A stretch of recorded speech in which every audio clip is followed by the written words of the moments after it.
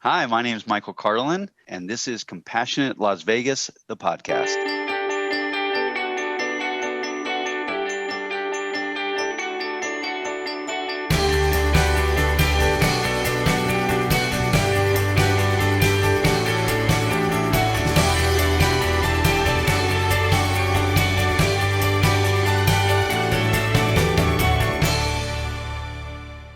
Welcome to Compassionate Las Vegas. I'm your host, Will Rucker, and today's guest is an absolutely awesome human being, none other than Michael Karlin of Compassionate Integrity Training from Life University. Michael, welcome to the show.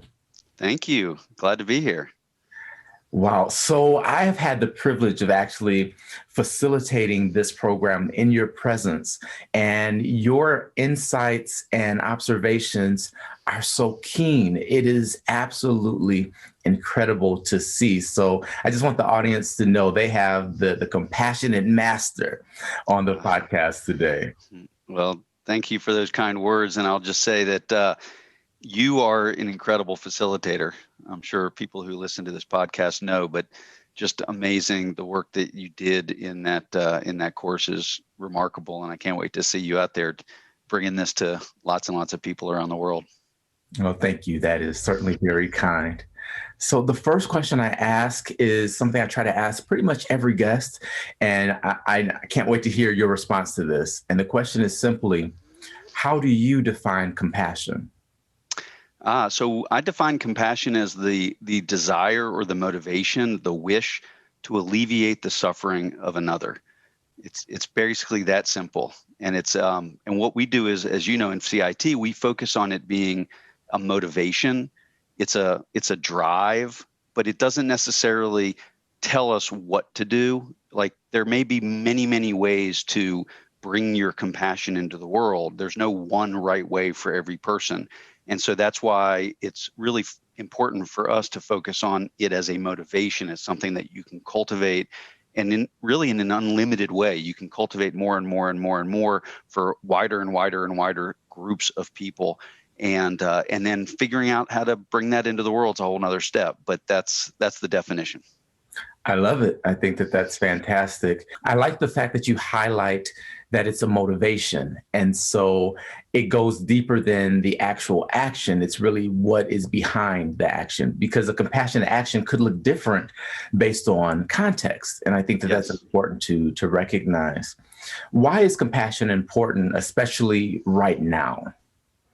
Well, compassion is important in general, just because there is, unfortunately, a lot of suffering in the world. There's a lot of wonderful things. I think one of the things that we take for granted is how many wonderful, beautiful things there are going on in the world at all times. So that's one side of the equation. But at the other side is there's real legitimate suffering out there. And I think it's incumbent on all of us to try to alleviate that suffering in any way that we can. One of the things that I think it's rooted in is these kind of twin pillars of common humanity and interdependence. And those are the two things I think that motivate us to really need to have compassion. And I'll explain that a little bit by saying that common humanity is that idea that each and every one of us is a human being that is seeking greater well-being and less suffering. And in that way, we are all the same. We have far more that joins us than separates us. And by seeing that, we can see that other people deserve a good life and deserve to have well-being just like I do. But on the other side, there's also interdependence, which is the reality that I benefit from and need every one of those individuals in order to live my life. And so part of my cognitive distortion or thinking trap that we call it is that I am an individual, that I'm self-sufficient, that I can do everything on my own, that most of, if not all of, what I accomplish in life is due to my own decisions and my own actions. And the reality is so far from that, right? The fact is that everything that I do, every step I take, every moment I live, I'm living within an interdependent web of billions of human beings. And the natural world too that are enabling me to be here. So just like you just had your coffee, I have my coffee, right? Just simply this coffee, it required the cup, the coffee itself, the technology in order to bring it to me, in order to brew it, all of those things required hundreds of thousands, if not millions of people. But yet I wake up in the morning, I go bleary eyed down to the coffee machine, I pour in my coffee, I drink it. I don't think a thing in the world about those people. So the interdependence, though, is if we can recognize that in a really insightful way, deep way, then what we see is that these are not just others that maybe I need to throw a coin to every once in a while because they're suffering. These are the very fabric of who I am. These are part of who I am. I don't survive or thrive without them. So seeing that common humanity, deeply appreciating that interdependence, really means that I'm going to then naturally have that motivation to want to alleviate the suffering of the others. So just the same way I don't need to cultivate a motivation to alleviate the suffering of my child, I can start to cultivate a recognition that everybody in the world is just like my child or my brother or my father or my mother. They're all my family. And so anyway, so that's why I think it's incumbent on all of us to have compassion. And then, as you said, today is a day in the world where things are kind of chaotic and there's maybe a little bit more suffering going on in this moment. One other distinction, and I won't ramble on this too long, but I think it's really important to understand that there is physical suffering and then there's emotional suffering. And I think a lot of what we're seeing in the world today is a manifestation of emotional suffering. So I think we have to try to find ways to address both with our compassion. Wow. I mean, all of that is deep, and we could go even deeper into each of the pieces that you brought out. But I love how you just highlight the fact that even something as simple as a cup of coffee can be a reminder that we are all truly interconnected. And that gives us the framework for really making compassion second nature in a sense. Yeah, absolutely. So you brought in some concepts from the actual compassionate integrity training. So before we get too far ahead, I just want to lay a framework for what that is, how it came into being, and why you actually got involved with it. Sure. So compassionate integrity training is a course that teaches three basic domains. It teaches self-compassion through a series on self-cultivation. It then teaches compassion for others. And then finally, as we said, what you end up with compassion for others is a motivation to alleviate the suffering of another. So therefore, the final and third series that we offer is Engaging in Systems, which is a course on how do we bring our compassion into the world in a wise way by cultivating what we call discernment. So the basic framework there is that we have to first tend to ourselves, the age-old adage of putting the oxygen mask on yourself before you put it on another, so that we have a sense of calm and equanimity and a little bit greater self-compassion. And then we use that as the basis for which we can then move towards compassion for others and then finally engaging in systems. So that's compassionate integrity training. It's typically facilitated as a 10-part. So each one of those is broken down into subparts. And there are specific skills, concepts, practices that go along with each one of the steps along that journey that brings us to self-compassion, compassion for others, and systems. So that's the basics of the course. The reason that I got into this was because I saw suffering in the world. I was originally in the business world. I was very caught up in what we call in CIT the 8 worldly concerns, which are things like motivation for money and status and praise and physical pleasures and things of that nature. And at a very young age, I was blessed with success in the business world, and yet I continued to feel this sense of dissatisfaction, of it never being enough, of recognizing that I was pouring my heart and mind and energy and soul into this work. And yet at the end of the day, it was really only about changing numbers on a balance sheet or moving money from one place to another, and that there wasn't anything really deeper there. And so at an early age, I decided to go explore and figure out how I could try to help alleviate the suffering that I saw in the world. And ultimately, making a long story short, my journey led me to recognizing that I needed to be more educated, which led me to a PhD program at Emory University.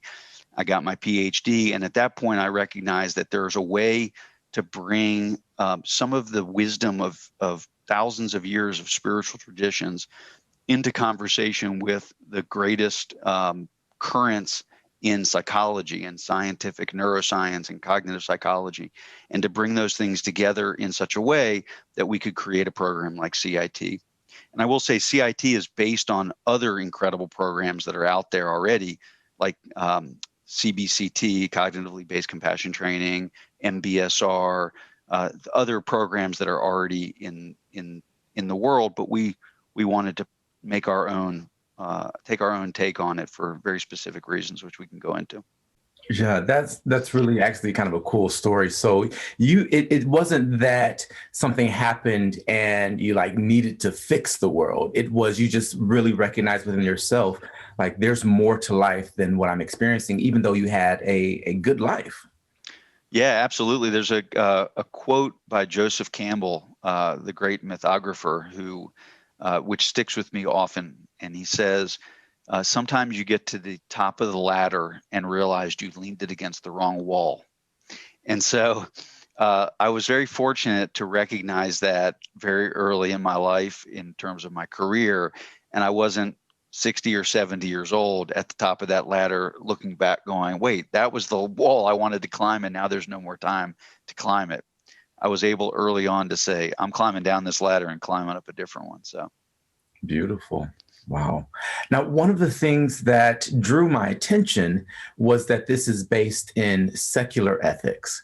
yes. And so as a pastor, everything I do is theological and religious and spiritual, but this program had secular ethics, which has a slightly different meaning in my world than I think it does for Life University.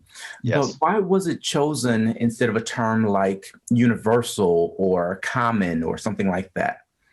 Yeah, so we actually based that on a concept that came from the Dalai Lama. So he was the first one to coin it. And the idea is that he's based right now in India. And in India, the concept of secular means it's open to all religions and no religion. So it's really kind of based in the Indian constitution, if you will, following on the theories of Gandhi, where they wanted to ensure and enshrine in their constitution the idea that religion is wonderful and good, but no one religion should have ascendancy over any other. And those that don't have any religion at all should also be part of that conversation. And so what the Dalai Lama used when he uses that word secular, he doesn't mean as opposed to religion or separate from religion. He means it as inclusive of all religion and no religion. And he uses a metaphor, which I really, really love, which is that secular ethics is like water and religion is like tea. So if you think about it, there's hundreds of different teas in the world, or probably more than that. And those teas are really nutritious and delicious, and they add a lot of life to the water, right? But everyone has their own preference, and everyone decides on the tea that they like. But they all need water. And so in his mind, these kinds of, as you said, universal ethics, things like compassion, forgiveness, gratitude, they actually are critical to all religion and people who want to live a life that without religion.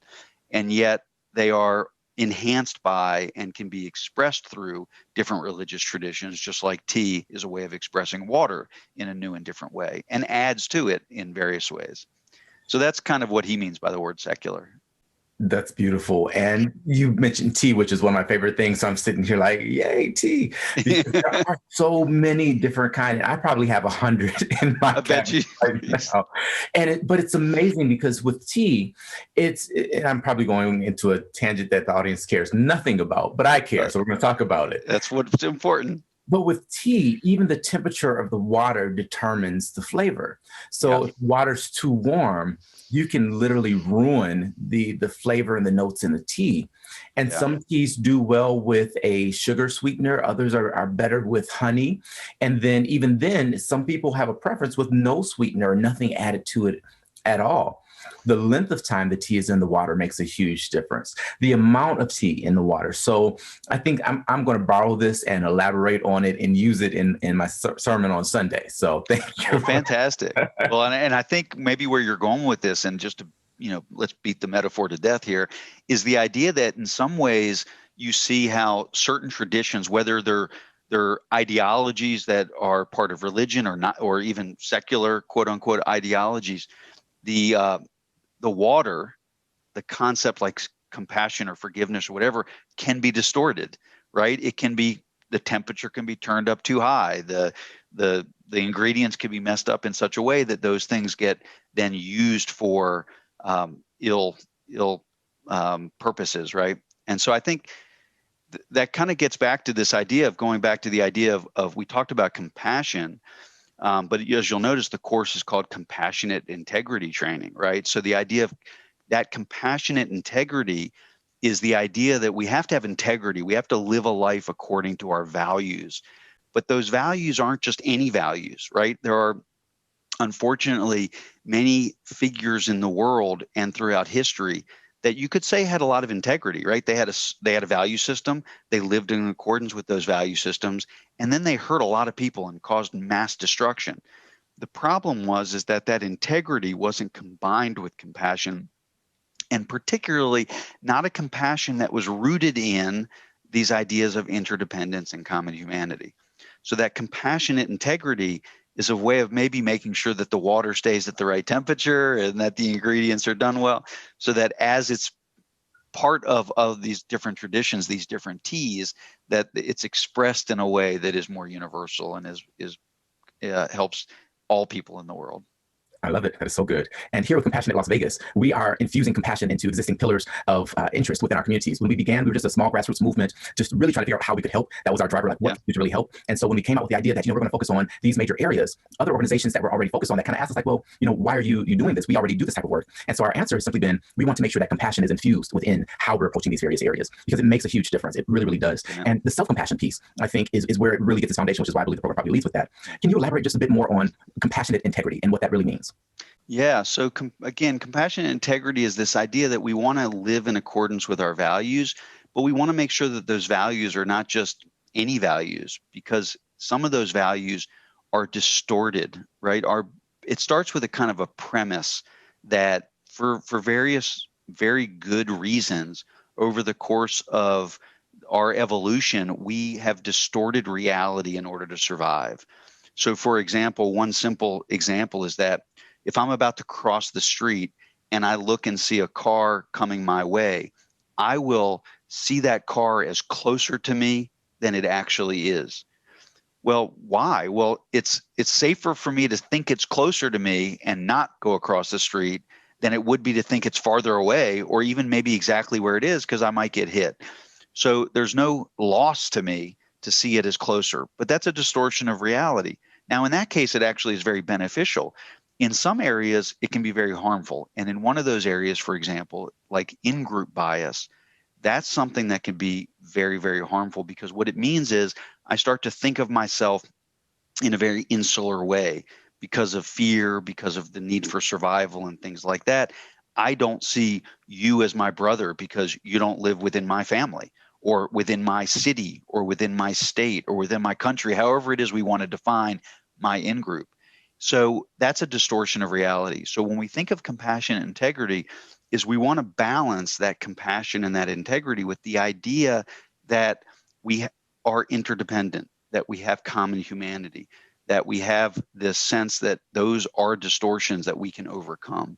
And so that's why compassionate integrity is so important, is that we want to lead lives of value, lead lives that where we are living in accordance with that value, but making sure that those are checked by compassion and interdependence and these ideas of reciprocity and things of that nature. So I want to touch on one other thing, because you brought it up, which is the importance of bringing this work into other sectors. And you just touched on self-compassion, and I think that's a critical area, right? Because we see so many people doing such wonderful work in the world that experience burnout, and they just feel like they're giving and giving and giving, and it's really hard when you meet the suffering in the world, and it sometimes feels like you can't overcome it. And eventually you start to burn out. So self-compassion is very important to that. But the other thing too is this idea of cultivating that motivation of compassion, the idea that that's what's driving the work, as opposed to people can do very good things in the world out of very bad motivations, if you will. So for example, the need to have my name on a building, or the need to get praised as, wow, that's Michael. He's the one who does all that work with compassion, or he helps those people who are experiencing homelessness or whatever. And yet, if compassion isn't truly there, once I recognize that the status and the praise and the name on the building and all those things, once I realize that that's not going to really do it for me, I might turn away from that work and go, well, I don't need that anymore. So if I'm truly motivated by that wish to alleviate the suffering of another, then I'm going to keep at it. I'm going to keep at it until I see change in the world. Yeah, I think that's important to highlight for sure.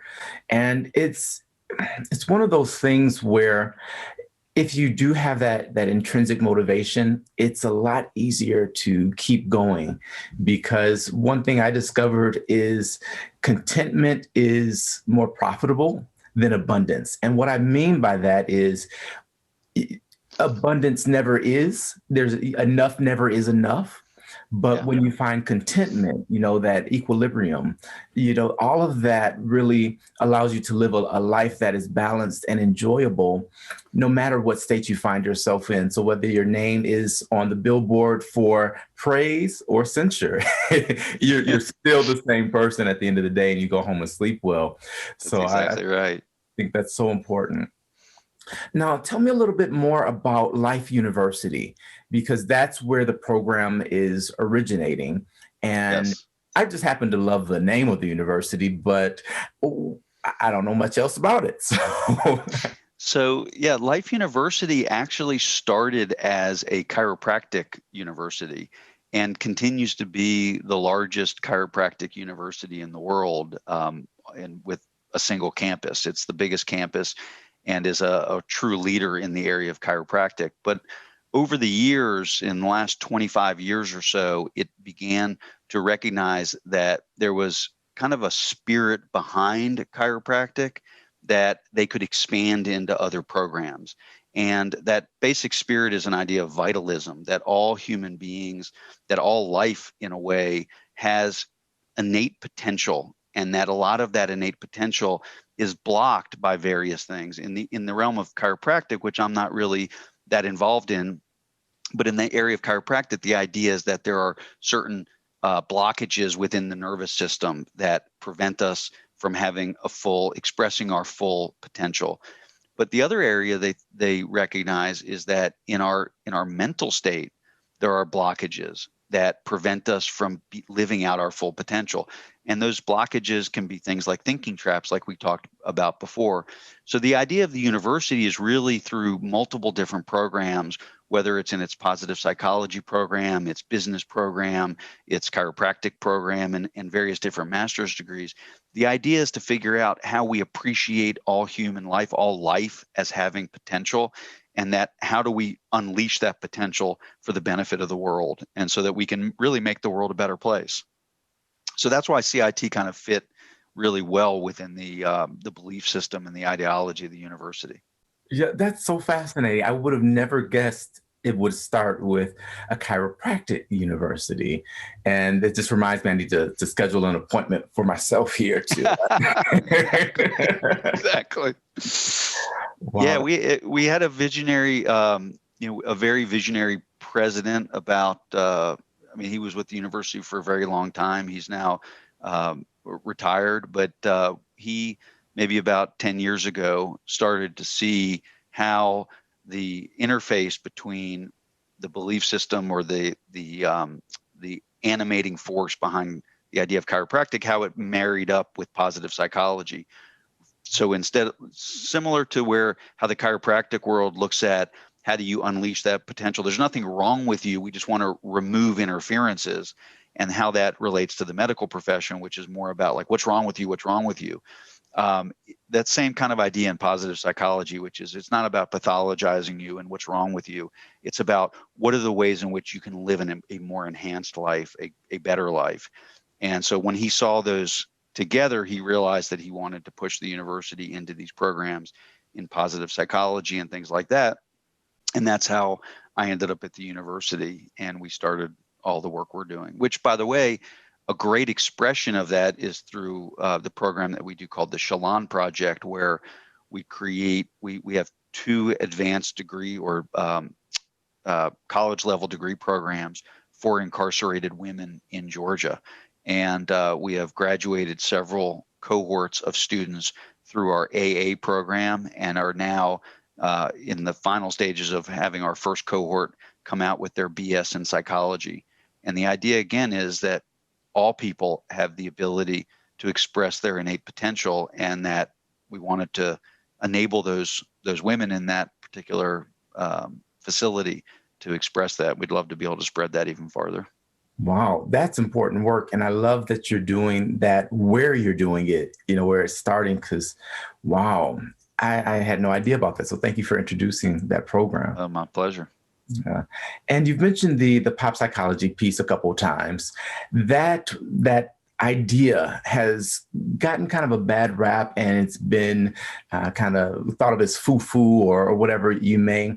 But when I found that this was a legitimate way of viewing the world, it really allowed me to feel a bit more validated as a human being, because I always approach life with, there's nothing wrong with you. And I'll tell people, like, you're absolutely perfect just as you are.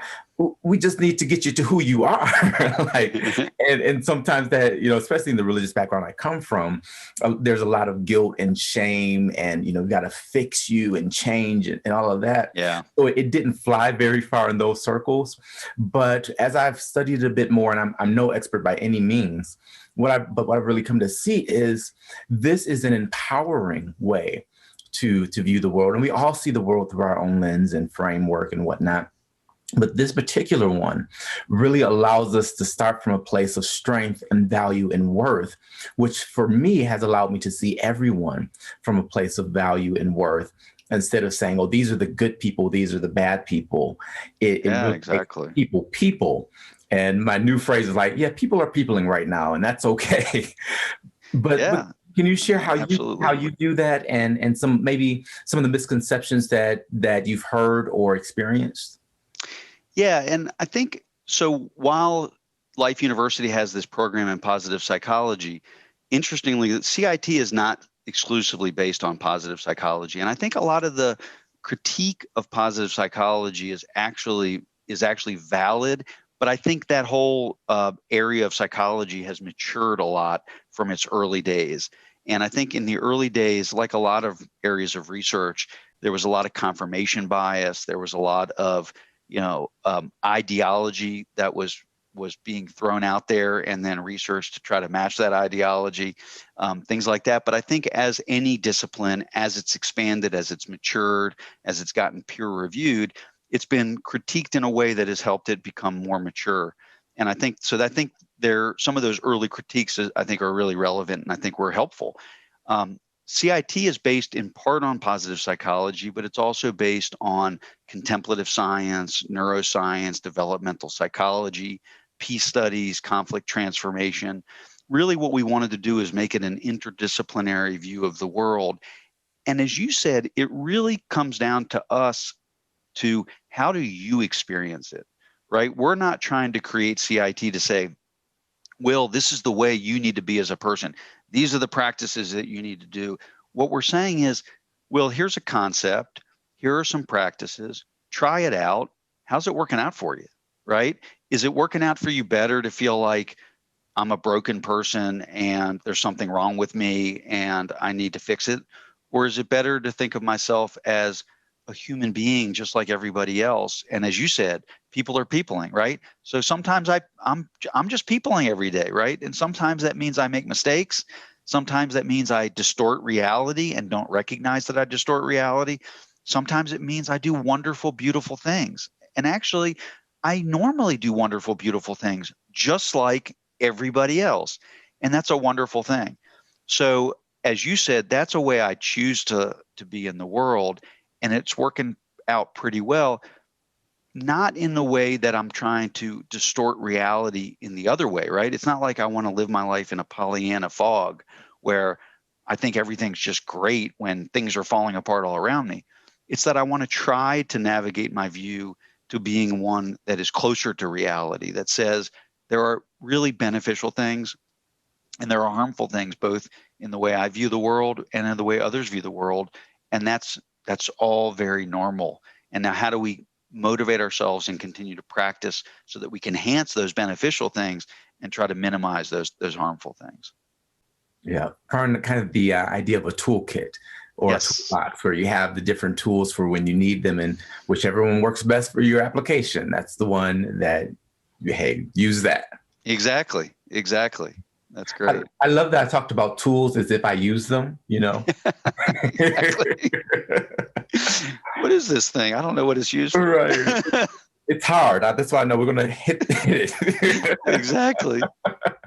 I think everything can be a hammer, right? As long as That's it's right. hard. That's right. And if it's got a hammer, then this other thing must be a nail. That's how Exactly. So in our last few moments together, I'd like you just to finish a few sentences for me. Sure. So I'll give you the start of the phrase, and whatever pops in, you just finish that. Compassion means. Alleviating the suffering of another. Compassion is important because. There's too much suffering in the world. Suffering causes me to Harm others. I feel loved when. I feel part of a community. Community is. Community is connection. And last one, life is. Beautiful. We actually have a festival here in Las Vegas called Life is Beautiful. So I love it. Really? We might spit that out as a promo for the festival. I need to come visit. Yes. Well, we do got to get you here after COVID is passed and whatnot. Yeah, I'm looking we'd love to have you here in Las Vegas. I found this place to be beyond my wildest expectations. I've been coming since I was a child. I've lived here now just about 6 years, and it has been such a fruitful place for me. I really found a centering here. But I was talking with my mom actually just yesterday, and she was sharing with me that her and my father had discussed moving to Vegas when I was still in the womb. And then, shortly after birth, because the church that my father belonged to was actually starting a location here. So they were going to come and be a part of that. And that's been, we won't say how many years. You're right, exactly. But it's 15 been years ago.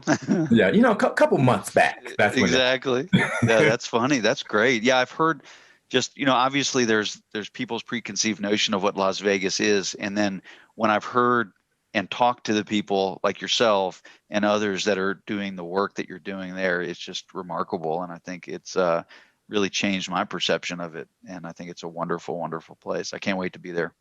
Yes, looking forward to having you. So my last question for you today is simply this.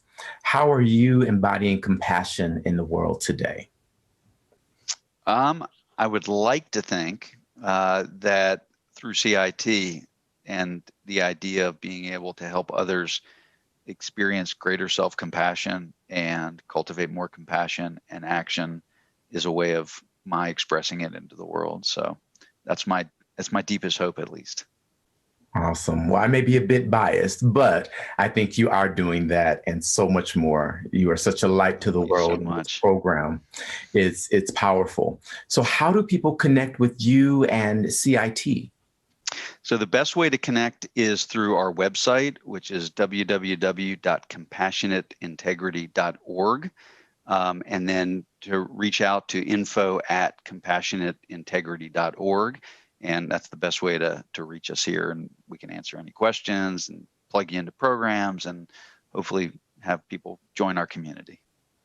Perfect. Well, we'll put that in the description for the podcast as well. So I want to thank you for your time today and for giving us a glimpse behind the curtain into CIT and what it accomplishes and its aim and its foundation. I've learned, even though I've been through the program, through the training and all of that multiple times, it's something I still learn something new every time I hear it. So I'm just really appreciative of you and the program.